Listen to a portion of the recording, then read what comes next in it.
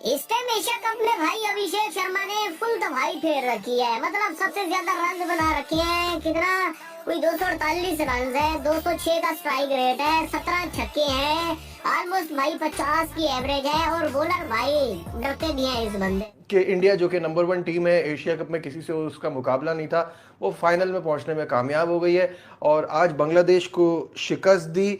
Match खत्म हुआ, 41 run से कामयाबी हासिल की है इंडिया। बाकी जो कहानी है वो भारत की थी। भारत जो है फाइनल में पहुंच चुके हैं। Abhishek Sharma and Shubman Gill, both of them together at the top, like Shoaib was saying, कि जी एक फाउंडेशन सेट करना is extremely important। और वो फाउंडेशन भी ऐसी सेट हो रही है कि मतलब आप अगर बीच में मिडिल ऑर्डर ना भी उतना चले, आप फिर भी 170 तक कर लेते हो। अभिषेक बच्चन ही निकलता है मेरे मुंह से। अभिषेक शर्मा ने जिस तरह पिटा लगाया ना यार, क्या खेलता है।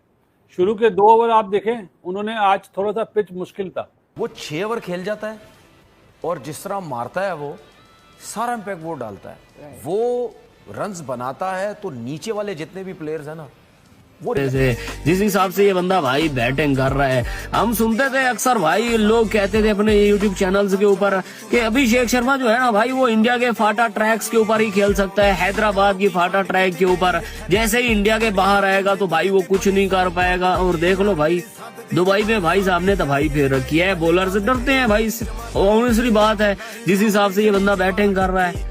खैर, तो बाकी आपका क्या कहना है भाई अभिषेक शर्मा के बारे में, जरा कमेंट में बताओ। वंस अगेन डिपेंडेबल इंडिया के लिहाज से अगर देखा जाए, उन्होंने ये भी कहा कि मतलब मैं बात हो रही थी स्ट्राइकिंग की, जिस तरह हम बात कर रहे थे कि किस तरह से कितना अच्छा वो छक्के मारते हैं, ओवरऑल क्लीन हिटिंग उनकी। तो उन्होंने आगे से कहा कि मैं नेट्स में भी प्रैक्टिस करता हूँ और कोशिश करता हूँ कि मैं आउट ना हूँ।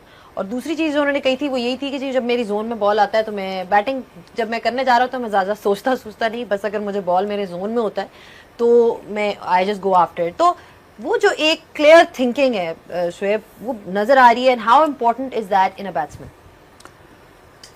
वो तो हम लोगों ने देखा उनका पोस्ट मैच, जब वो प्राइज डिस्ट्रीब्यूशन में took his man of the match prize and then he was talking about, जैसे आपने मेंशन किया नेट में, तो उनका मकसद ये था कि मैं हर शॉट नहीं खेलता नेट में, और कोई दुनिया में ऐसा बैटर नहीं है कि वो हर शॉट खेलता हो। और दूसरा उन्होंने कहा कि क्लैरिटी है मुझे, अगर मेरे जोन में बॉल है तो ठीक है। वैसे भी आप ओपनर हो तो ओपनर की रिस्पॉन्सिबिलिटी नहीं है कि आप मैच जिताओ, ओपनर की रिस्पॉन्सिबिलिटी नहीं है कि वो मैच जिताए। हाँ, अगर वो वनडे क्रिकेट में 20-25 ओवर्स खेल गया है तो फिर then he can think of achieving that target जो सामने है। या T20 में भी अगर आप पावर प्ले आपने अच्छा खेल लिया है और आप टारगेट चेस कर रहे हो तो फिर आप पे वो रिस्पॉन्सिबिलिटी आ सकती है, स्पेशली इन कंडीशंस में। अदरवाइज ओपनर का कोई काम नहीं है। ओपनर के लिए तो और ज़्यादा जॉब इजी है, क्योंकि उनका यही है गो आफ्टर द बॉलर, अपनी स्ट्रेंथ्स के अंदर रह के गो आफ्टर द बॉलिंग। तो वही उनकी वो है। और देखें, स्किल पे तो उन्होंने काम किया हुआ है, बट जब कोई बात करता है तो उसके बातों से आइडिया लेना चाहिए कि कितना कॉन्फिडेंस है बंदे में। क्योंकि स्किल आप में जितनी भी हो, अगर आपने अपने गोल्स को अचीव करना है तो आपको कॉन्फिडेंस भी उतना ही चाहिए जितनी आपको स्किल चाहिए। तो उनका कॉन्फिडेंस लेवल जो है वो बहुत हाई है। और दूसरा, खैर अभी बॉलिंग पे रहने दे, बॉलिंग पे बाद में बात करेंगे, अभी बॉलिंग पे भी आएंगे, डेफिनेटली उस पर भी बात करेंगे। बट वही बात होगी इबादत, Abhishek Sharma and Shubman Gill, both of them together at the top, like Shoaib was saying कि जी एक फाउंडेशन सेट करना इज एक्सट्रीमली इंपॉर्टेंट। और वो फाउंडेशन भी ऐसी सेट हो रही है कि मतलब आप अगर बीच में मिडिल ऑर्डर ना भी उतना चले, आप फिर भी 170 तक कर लेते हो। हाँ, वो रन इतने बना रहे हैं, पावर प्ले में मेरे ख्याल 75 या 76 इतना स्कोर किया है इन्होंने, तो वो तो रन इतने ज़्यादा बना रहे हैं शुरू में ही कि मैच एक तरफ हो गया। और उसके बाद हमने देखा है, ये बार बार डिस्कस होता है कि थोड़ा मुश्किल हो जाता है उस तरह रन बनाने after the power play. Friends, India ने बांग्लादेश को भाई एशिया कप में ठोक दिया है और फाइनल में चली गई। भाई इंडिया ने पहले खेलते आपको पता होगा 168 रन, जो कि इंडिया के हिसाब से बहुत कम थे, बनाए थे, और फिर भी 41 रनों से यहाँ पे बांग्लादेश को कूट दिया, पेल दिया, रगड़ दिया। बांग्लादेश ये सोच रही थी कि भाई आज वो मैच जीतने वाली है, और खासकर भाई पाकिस्तानी की जो आवाम है, पोर्कियों की मीडिया और पाकिस्तानी क्रिकेटर, भाई वो ज़्यादा सोच रहे थे कि भाई आज इंडिया हारने वाली है। पर उनका जो अब्बू है अभिषेक शर्मा, भाई उन्होंने वही 202 के स्ट्राइक रेट से 73 रन मार दिए और बता दिया कि भाई पाकिस्तान और बांग्लादेशियों का जो एक नया अब्बू है ना वो आ चुका है, अभिषेक शर्मा। उसके बाद हार्दिक पांड्या, सब ने अच्छी कुटाई की। अब यहाँ पे जो है रिएक्शन आ चुके हैं कि कैसे जो है छाती पीट रहे हैं ये जो पोरकी मीडिया है, अफगानिस्तानी मीडिया है। तो सबसे पहले आप वो चेक करें और मैं आपको मिलता हूँ वीडियो के एंड में। सख्त फ्रस्ट्रेशन होती है हृदय के ऊपर। देखिए हृदय हिट एंड मिस खामखा खुद ही बनते हैं। पहले बैटिंग करना और रन चेस की बैटिंग में बड़ा फर्क होता है मिडिल ऑर्डर में। पहले बैटिंग करते हुए आप चांस ले सकते हैं, आप इम्प्रोवाइज कर सकते हैं, आप खुल के भी खेल सकते हैं क्योंकि टारगेट सामने नहीं होता, आपने टारगेट बनाना होता है। जब टारगेट सामने हो और इतना मुश्किल टारगेट ना हो तो आपको मिडिल ऑर्डर में सिचुएशन के हिसाब से खेलना। ये नहीं हो सकता कि आप एक टेलेंडर की तरह हिट मार के और आउट हो जाएं और कोई अपने आप को चांस भी ना दें। सो अपने आप को अगर वो चांस नहीं देंगे और इस तरह से अच्छी टीम्स के अगेंस्ट आउट होंगे तो फिर वो रेट नहीं किए जाएंगे। और मैं इसलिए उनको रेट करता हूं कि उनमें ट्रिमेंडस पोटेंशियल है और वो मैच विनर साबित हो सकते हैं प्रोवाइडेड कि वो रन चेज और सेटिंग अ टोटल का फर्क जान ले। बाकी जो कहानी है वो भारत की थी। भारत जो है फाइनल में पहुंच चुके हैं। फील्डिंग बहुत बेहतर करनी पड़ेगी क्योंकि एक आध दफा आपको छूट मिल सकती है, मगर बार बार इस तरह के अगर आप कैचेस छोड़ेंगे और फाइनल में अगर मुकाबला पाकिस्तान से होगा बड़ी मुश्किल पड़ जाएगी। और दूसरी बात ये भी है, मुझे लगता है कि थोड़ी सी ओवर कॉन्फिडेंस भी है भारत की टीम। चले रीजंस हैं इसलिए कि बहुत ही बड़ी टीम बन गई है, मगर फिर वो कहीं ना कहीं उस ओवर कॉन्फिडेंस की झलक दिखती है फील्डिंग में कह लें या जिस तरह से वो टास्क को अपनाते हैं। ऐसा लगता है कि उनको पता है कि वो बहुत रिस्क के साथ भी अगर आउट भी होते गए तो फिर भी शुरुआत कर रहा हूँ। 220 रन बनने चाहिए थे। जिस तरह अभिषेक बच्चन ही निकलता है मेरे मुंह से। अभिषेक शर्मा ने जिस तरह फेटा लगाया ना यार, क्या खेलता है। शुरू के 2 ओवर आप देखें, उन्होंने आज थोड़ा सा पिच मुश्किल था।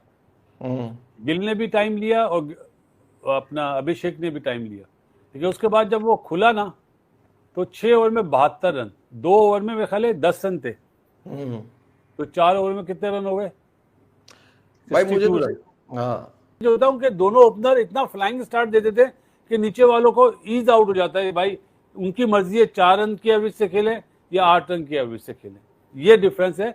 जब दोनों ओपनर जल्दी आउट होंगे तो फिर सही मानों में आप कह सकते हैं कि इनकी मिडिल ऑर्डर खराब खेली या अच्छा खेली। ये मेरा ओपिनियन है। कामरान दादा से पूछ लो। देखिए बिल्कुल सही है। मेरे ख्याल से इंडियन टीम टॉप 3 पे ज्यादा डिपेंड कर रही है और परफॉर्म भी करके दे रहे हैं। स्पेशली गिल और अभिषेक शर्मा बहुत ही आउट क्लास स्टार्ट करके दे रहे हैं। और आप देखिए जिस मैच में टॉप 3 में किया उसमें संजू ने 3 नंबर पे आके 50 किया था। बाकी बैटिंग स्ट्रगल करती हुई नजर आ रही है और मौके भी दिए, बारी भी करवा रहे हैं।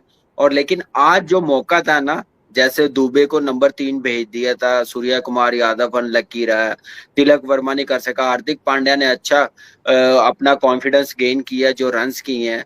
बाकी बैट्समैन वाकई में मिडिल ऑर्डर अच्छा नहीं कर रहे। जब जिम्मेदारी आएगी प्रेशर वाले मैच पे तो मुश्किल हो सकती है। अगला श्रीलंका के साथ इजी नहीं होगा। और फील्डिंग दोनों मैचेस में ऑनेस्टली बताऊं कि बहुत कम मैंने ऐसा एटीट्यूड देखा फील्डिंग में इंडियन टीम का। यंग टीम है, आई डोंट नो लाइट का मसला है, लाइटें आ रही हैं या मुझे लग रहा है कि फील्डिंग प्रैक्टिस इतनी हो नहीं रही। तो ये बड़ा सीरियस कंसर्न है इंडियन टीम के लिए। बड़े इंपॉर्टेंट टाइम पे, क्रूशियल टाइम पे कैच निकल रहे हैं। ओके 10 ओवर में 100 से ज्यादा रन थे और अभिषेक शर्मा जिस तरह खेल रहे थे, एक चीज तो मैं अब क्लियर कह रहा हूं कि अभिषेक शर्मा को पकड़ो 50% टीम बैकफुट पे चली जाएगी इंडिया की। 50% टीम बैकफुट पे चली जाएगी क्योंकि सारा इंपैक्ट डालता ही वही है। वो 6 ओवर खेल जाता है और जिस तरह मारता है वो सारा इंपैक्ट वो डालता है। वो रन्स बनाता है तो नीचे वाले जितने भी प्लेयर्स हैं ना वो रिलैक्स हो जाते हैं। उसकी रीजन ये है क्योंकि वो जब आउट होके जाता है तो जो आता है बैट्समैन उसके दिमाग में होता है कोई मसला नहीं, एक ओवर हम 2 रन ले लेंगे, अगले ओवर भी हम 2 रन ले लेंगे, तीसरे ओवर में भी 2 रन ले लेंगे, कोई मसला नहीं है। ठीक है, वो इतना अच्छा सेट वो 9-10 की एवरेज से लेके चल रहा होता है मैच को। ठीक है, अगर आप मिसाल के तौर पर 10 ओवर में आपके 100 से ऊपर रन है तो कोई भी बैट्समैन बोलेगा 11वां ओवर में भी 2-3 रन ले लेते हैं, 12वें ओवर में भी 2-3 ले लेते, कोई मसला नहीं है।